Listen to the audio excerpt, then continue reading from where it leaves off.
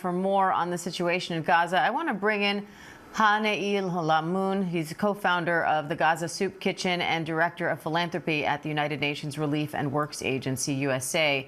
Hani, thanks for coming on. What's it like trying to get aid to people in Gaza there right now?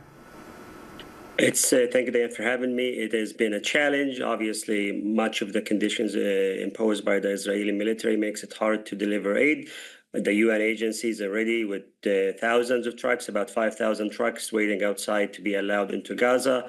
There is a trickle that's been allowed in, maybe an average 58 trucks. We know that Gaza needs at least 600 aid trucks a day, and it's been a challenge, and that's why the agency, UNRWA, is the backbone of the humanitarian response. Meanwhile, our family, through the Gaza Soup Kitchen, continues to serve soup in Gaza. We're sort of doing the hardest job because we're not able to source a lot of those ingredients, but we're hoping that we will receive a lot more supplies to continue to fight the starvation in Gaza. This is all man-made and this is heartless, and we're there to respond, whether it's with UNRWA, the largest humanitarian actor inside Gaza, or whether it is through my family, my mom and my pop.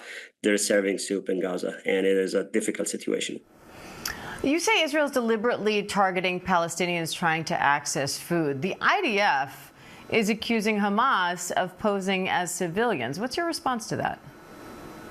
We're 20 months into this nightmare in Gaza. I don't really put much weight on what the IDF says. I have two siblings that have been killed by the IDF. They've never been militants or fighters, and no one has been held accountable for that.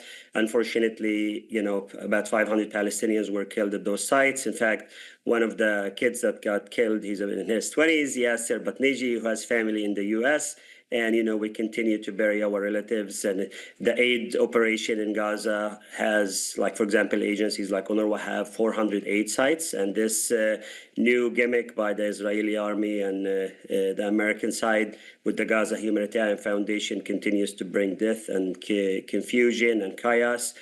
Folks want to go get a food box. They're playing Russian roulette. They may never come back. And this is a true story. These are not numbers. There is a way more dignified way to deliver aid. The Gaza Humanitarian Foundation, it is not that. It cannot be the answer, and it's been causing a lot of death.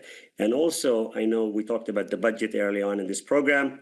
They're wasting a lot of tax dollars from the U.S. because 55% of their money is spent on guns and armed guards and armored vehicles. That's not aid. That's not impartial. There are people who can deliver aid in Gaza. Unfortunately, the Israeli army continue to invent and make claims that these parties are trouble. And, even U.S. aid agencies are trying to help, and they're not being allowed to. So please let aid in, and let's work on a ceasefire. President Trump is pushing for a ceasefire between Israel and Hamas, with talks set for even this week. What would a ceasefire mean for aid efforts there? Obviously, the flow of aid is the Israeli army have militarized or weaponized aid. And the moment a ceasefire happens, like we saw in February, when the aid is durable and when trucks are allowed in, there is no looting. Now we're seeing looting happening, unfortunately, because aid is not coming. And, food is expensive because, not enough aid is allowed in. The moment the ceasefire happens, I'm hoping that my family could catch a break. And my colleagues at UNRWA, who've lost 300 staff just delivering aid, continue to do what they do, deliver dignified food parcels and flour. And this is something they know how to do. There is no need for us to fly in American mercenaries from North Carolina and from Wyoming because, real Palestinians are hurting and we've suffered enough. I'd like to say this is the time for a ceasefire. Any person, President Trump or otherwise, who are able to deliver a ceasefire would be a hero of mine. And we've suffered enough, and I hope that aid is allowed in, but also people get a break. It's been overwhelming and it's been sad, but I continue to work every day to make sure families and neighbors of ours continue to have food, despite the challenges that we face every day.